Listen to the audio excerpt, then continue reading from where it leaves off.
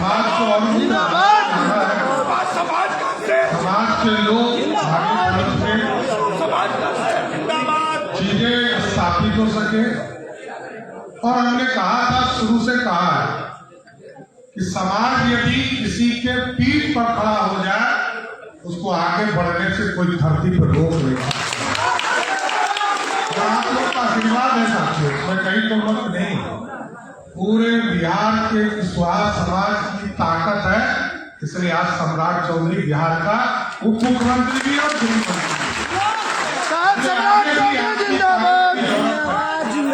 क्योंकि अब तो कठोर फैसला लेने का समय है। थोड़ा फैसला सख्त भी लेना पड़ता है और कार्रवाई भी करना पड़ता है। सरकार के माध्यम से चीजों को स्थापित भी करना है और बिहार को सुंदर भी बनाना है। बिहार विकसित भी हो, समृद्ध हो, और ये तभी संभव हो पाएगा जब यहाँ के किसान, यहाँ के लोग यहीं पर आर्थिक रूप से समृद्ध हो पाए।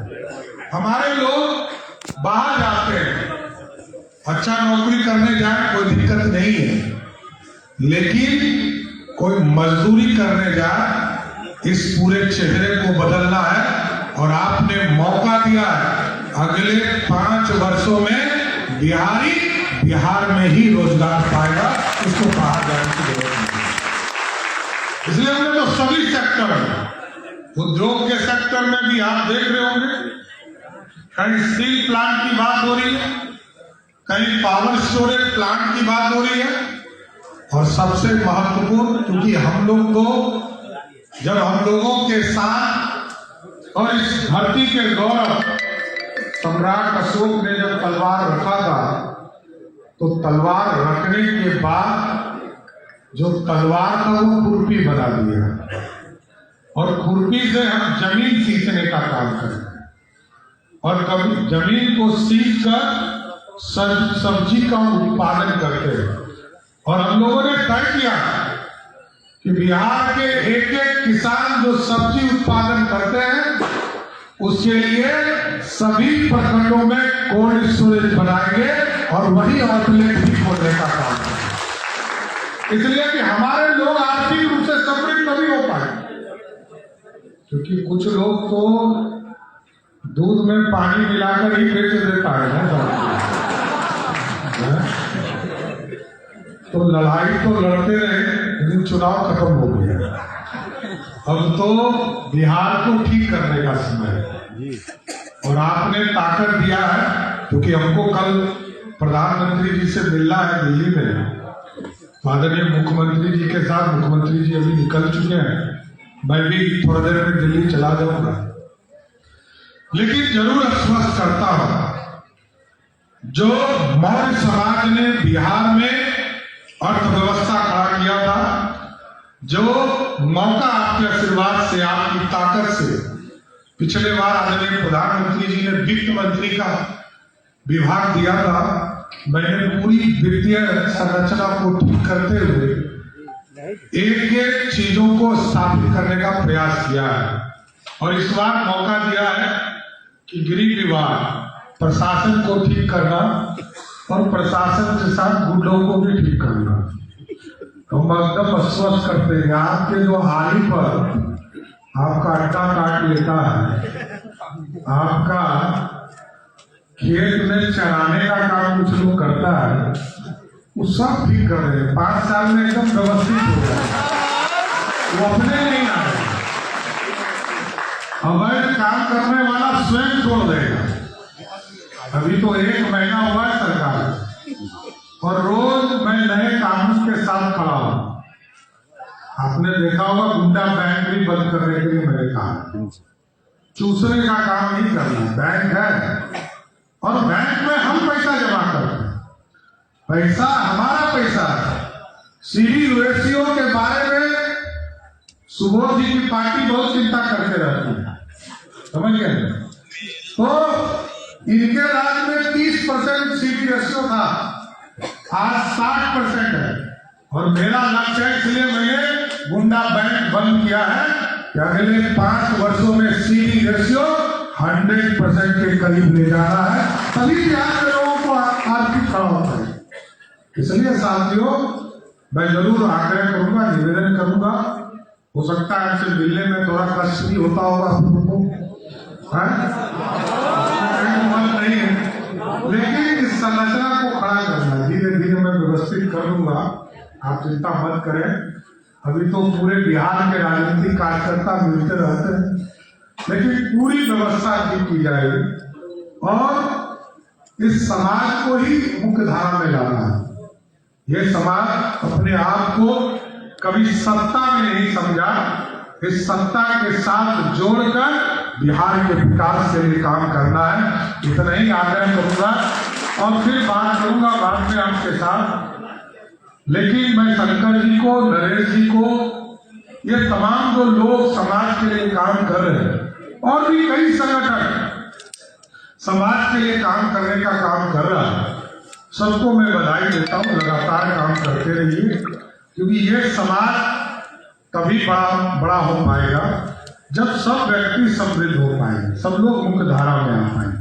और ये तभी संभव है जब हम लगातार जगाते हैं, हम अत्याचारी नहीं बने। कुछ लोग सत्ता में आने के बाद अत्याचारी हो गए, अत्याचारी नहीं बनना है।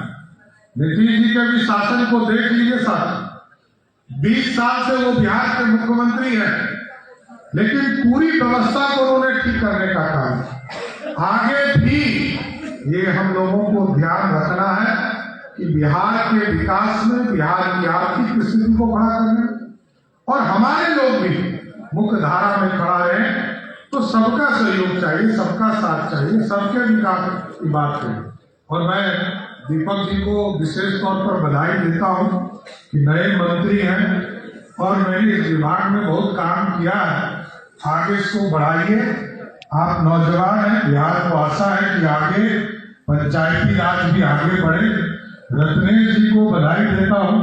पटना का बड़ा डिमांड होता था कि कोई कुशवाहा का बेटा एमएलए नहीं होता है, अब एमएलए भी आपके। मैं जब भी आता था तो यहाँ यही चर्चा होती। तो मैंने पार्टी ने एक मौका दिया, आदरणीय प्रधानमंत्री जी और हमारे पार्टी के नेतृत्व ने रत्नेश जी को यहाँ पर उम्मीदवार बनाकर भेजा और इससे कई लोग सक्षम है साथियों। मैं क्यों बोलता हूँ, राजनीतिक तौर पर कई लोग ऐसे लोग हैं जो समाज को जोड़कर काम कर रहे हैं। आज इनको मौका मिला, कल आपको मौका मिलेगा, चिंता मत करिए। लेकिन क्योंकि भारतीय जनता पार्टी में तो आप समझ सकते हैं कि जब हम लोगों को फोन आता है, हम लोग सोचते हैं दूसरे काम के लिए प्रधानमंत्री जी का फोन आया है और पता चलता है कि दूसरा दायित्व बदल जाता है। तो इसलिए साथियों, हमारी पार्टी में तो भारी लोकतंत्र है और एक एक चीजों को पूरे देश के लिए, नौजवानों के लिए, आगे वाली पीढ़ी को काम करने का मौका देने वाली पार्टी है लगातार। और पटना के लोगों को मैं बार बार विशेष तौर पर धन्यवाद देता हूँ कि पटना के लोग लगातार भारतीय जनता पार्टी को सेवा करने का मौका देते रहे। तो आज यदि कमल खिला है रत्नेश कुशवाहा के तौर पर, इसमें पटना के पूरे समाज के लोगों का विशेष है। इसलिए मैं फिर से सभी लोगों को, निशा जी दूसरी बार जीत कर आई है, जहाँ की जीतना ही मुश्किल है। मैं पिछले बार भी इनके किस्मत पर इनको पार्टी ने लड़ाया था, इस बार भी इनको इनके किस्मत पर पार्टी ने लड़ाया। वो सीट जीतने वाला नहीं, खासकर भारतीय जनता पार्टी के लिए तो बहुत टफ सीट। विनोद जी स्वर्गीय विनोद जी भी कैसे जीतते थे, वो टफ था। हम लोग इनके किस्मत पर वो सीट जीते। सुधांशु जी का भी सीट लगभग वही है, जीत कर लेकिन लगातार आ रहे हैं। आप दोनों को बहुत बहुत बधाई है। अजय जी भी पिछले 3 बार से लगातार 2 बार लड़ रहे थे, 2 बार पराजित हो गए। इस बार जनता ने भारी मतों से जिताकर इनको पटना भेजने का काम किया। देखो वीरेंद्र बाबू है, इनको ना कोई विधानसभा भेज रहा है ना लोकसभा भेज रहा है। हम लोग को कई बार बोले, लोग आते हैं, अरे नहीं कोई सवाल मिल रहा है तो परलोक सभा भेज दीजिए। लेकिन हमारे नेता है सिन्हा जी तो चले गए, आपको कैसे जाने देंगे। आप यहाँ अभी समाज को जोड़कर रखिए। बिहार में अभी बहुत सा काम करना है। बिहार के समाज के लोगों को समृद्धि की ओर ले जाना है। इसलिए मैं फिर से सबको बधाई देता हूँ। आगे आने वाला नया साल 2026 आपके जीवन में खुशियां लाए और इसी तरह वनभोज के माध्यम से लगातार हम सभी लोग मिलते रहें। फिर से कुशवाहा कल्याण परिषद को धन्यवाद देता हूँ। बहुत बहुत धन्यवाद। जय हिंद।